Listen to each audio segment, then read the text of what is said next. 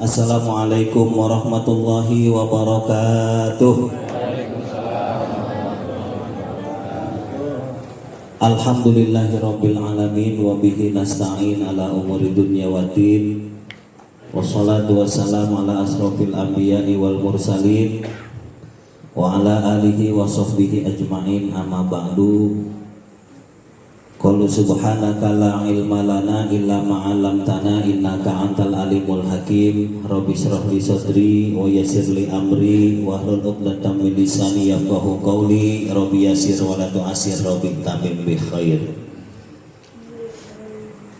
Pertama yang satu, kutu halalun, makanan yang halal. Yang kedua, wa mujalasatul ulama, orang yang ada bakal atau orang yang ada tanda kebaikannya, kebahagiaannya itu sering duduk mujalasatul ulama, dengan orang-orang yang alim.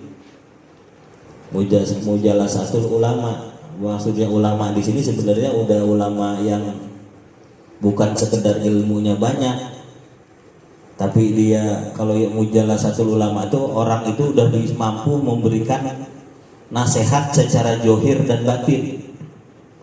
Itu ulama yang sebenarnya itu nanti begitu, bisa memberikan nasihat secara johir batin, bukan hanya johir aja. Nasihat johir ya fikih, bab wudu, bab salat, itu nasihat johir. Bab wudu, bab salat, bab zakat, bab haji, sebagainya macam dan sebagainya. Itu bab johir, bagian luar, memperbaiki gerakan, bacaan dan sebagainya. Tapi kalau kita sudah bertemu dengan ulama batin, ulama johir dan batin, beliau nasihatnya apa? Masuk ke sini, ke hati, kena ke hati kita tuh, nyangkut. Ucapannya nyangkut ke hati, kena ke hati ini, karena beliau mengamalin ilmu batin. Ilmu batin itu bukan ilmu kebal, bukan ilmu kontak, bukan. Yang disebut ilmu batin itu bagaimana kita mengolah batiniah kita, rohani, kolbu. Banyak kan yang begitu, antara ustadz sama ustadz banyak bersaing-saing, itu berarti ulama johir. Ulama johir, apalagi kalau ada undangan, amplopnya yang kesana gedean, yang sini kecilan, dia pindah yang kegedean, itu mah johir. Itu mah ulama johir, gitu dia mengejar amplop, gitu, ngejar amplop, jangan. Kalau orang udah ahli batin mah nggak usah begitu-gituan. Dikasih ambil, nggak dikasih biarin aja. Emang tujuan kita baligu ani walau ayah, udah gitu aja. Kenapa nanti saya, mohon maaf nih para ustadz, ini kan nanti bakalnya nanti akannya gitu, nanti berikutnya ketika di akhirat yang paling berat nih ustadz kan, bener nggak? Ustadz dulu itu yang paling berat. Ketika ada satu permasalahan yang orang lain belum tahu, kita nggak sampaikan, itu yang ditanya nanti ketika si Fulan bin Fulan di sidang, Fulan bin Fulan, kenapa kamu nggak bisa wudhu? Kenapa kamu nggak bisa sholat? Emang di tempat kamu nggak ada ustadz? Wah, banyak ustadz di tempat saya. Panggil ustadz, ada ustadz siapa aja di situ? Ada 5 orang nih, panggilin saya, Ustadz Nasri, Ustadz Haji Koman, Ustadz Haji Hasanuddin, panggilin 5-5-nya. Satu-satu ditanya, Haji Hasanuddin, emang kamu nggak pernah ngajarin orang wudhu? Enggak, geblok duluan ya. Oh, tampar duluan. Tapi yang lain begitu juga. Kalau hampir 5-6 orang sama sekali nggak ada di situ, itu ustaznya paling berat. Makanya walaupun kata hadis Nabi, balighu anni walau ayat, sampaikan walaupun cuma seayat. Orang itu mau mengamalkan atau tidak terserah dia. Itu masalahnya gini, ketika nanti si Fulan bin Fulan di sidang dan kita sudah pernah menyampaikan, kita nyampaikan di majelis mana, ditanya saya, Arfan, pernah gak kamu menyampaikan masalah ini? Pernah ya Allah.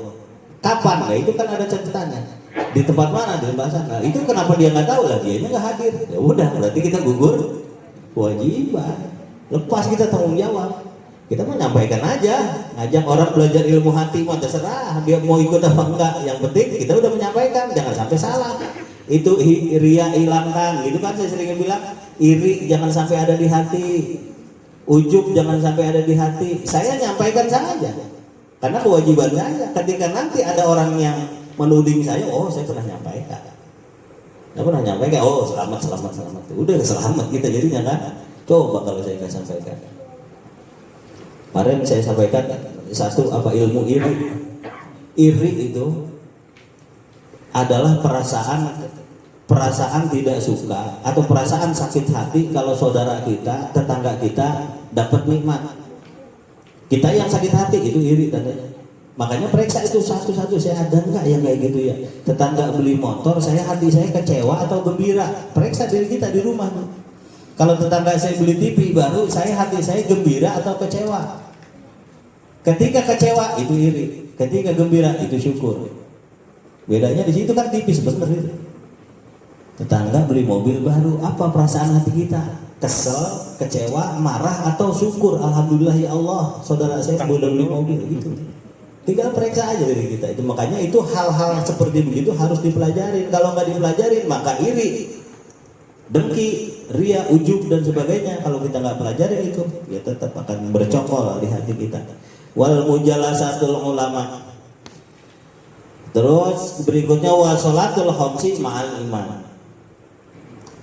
Mengerjakan sholat yang 5 waktu ma'al imam, beserta imam, artinya jamaah. Jamaah berdua boleh nggak? Berdua boleh, jamaah. Bisa saya malas berangkat ke masjid, istri saya ngajakin sholat di rumah. Ya tapi jamaah, gitu. Jamaah di rumah sama anak, gitu, sama istri. Yang penting jamaah. Kalau laki-laki memang disunahkannya sholat ke tempat, ke masjid atau ke musola, disunahkannya.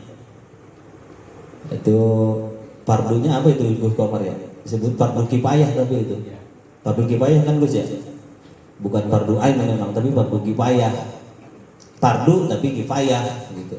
Artinya ketika mohon maaf orang lain yang sudah ada melaksanakan datang ke masjid ya kita ya nggak dosa gitu. Cuman ya tadi kalau dihitung dengan ganjaran pahala kita ketinggalan. Mengejar orang yang sholat di masjid dengan kita sholat di rumah ya kita harus 27 kali sholat. Orang sholat subuh ke masjid atau ke musola, kita sholat di rumah. Kalau mau mengejar di pahalanya orang yang kerja sholat di masjid atau di musola, ya kita sholatnya 27 kali subuhnya, baru kekejar. Karena 27 derajat. Ada masih satu riwayat menyebutkan 25 derajat. Kayaknya nggak mampu tuh kalau kita sholat sampai 27 kali subuh. Subuh kita sholat di rumah 27 kali, pengen dapat ganjaran pahala ke masjid, saya sholat 27 kali di rumah. Subuhnya ya belum, baru sampai 5 kali juga ada siang. Udah gitu subuhnya kesiangan lagi, ya udah repot. Subuhnya 5:30 kelewat. Misalnya subuh jangan sampai lewat waktu syuruk, itu hati-hati tuh. Ada batas waktu syuruk. Isyraq, kalau gue Komar sering sholat sunat isyraq, itu batasnya subuh. Gitu, selebihnya ke sana ya harus usolli pada subuh rakaat ini mustaqbilal kiblati mudah mustaqbilal kiblati qodoan lillahi ta'ala. Ada batasnya, subuh itu ada batasnya. Gitu. Jadi ya hati-hati saja kalau kita sudah ingin disebut orang yang soleh, maka perbaiki hubungan kita dengan Allah dengan memperbaiki amal soleh kita. Kalau kita ingin disebut orang yang beruntung adalah makan yang halal. Yang kedua, sering duduk dengan orang-orang alim ulama supaya dapat nasihat johir dan batin. Yang ketiganya wasolatul khamsi ma'al imam, dan sering melaksanakan sholat yang 5 waktu beserta imam. Kita tandain sampai di situ 2 hadis saja. Mudah-mudahan dari apa yang kita bahas malam hari ini menambah ilmu, menambah wawasan, kita bisa paham dan mudah-mudahan kita bisa mengamalkannya bersama-sama. Amin ya robbal alamin. Saya mengucapkan terima kasih atas kehadiran jamaah seluruhnya ke majelis ini. Memang sudah menjadi rutinitas kita setiap 1 bulan sekali. Semestinya bulan tanggal 4 kemarin karena ada jamaah kita yang bersamaan, jadi kita geser. Untuk bulan depan kita tetap di awal bulan. Jadi mungkin selang 3 minggu ini. Untuk bulan depan, bulan November, kita di awal bulan, jatuhnya tanggal berapa saya kurang paham. Jadi nanti kita lihat Pak Agus atau Ustaz Saman yang akan menyampaikan pengumuman untuk minggu depan. Seandainya minggu depan belum ada jadwal kemana-mana, kita kesini lagi. Gitu Ustaz Saman ya? Ya, kalau seandainya belum ada musola yang lain, kita kesini lagi aja. Itu saja yang saya sampaikan. Mohon perkenan untuk menutup doa kepada Kakanda Ustaz Didi Ardillah, dan doa sami nanti ditutup oleh Ustaz Marsha. Dari saya kurang lebihnya saya menyampaikan permohonan maaf dan ucapan terima kasih atas kehadirannya. Saya akhiri, wassalamualaikum warahmatullahi wabarakatuh. Orang yang ngaji seminggu sekali atau seminggu 2 kali saja, itu nanti di alam barzah nyesalnya luar biasa, menyesal luar biasa. Ketika di alam barzah dia menyesalnya apa, katanya, ya Allah kembalikan saya ke alam dunia lagi. Mau ngapain? Saya pengen ngaji tiap malam, ya Allah.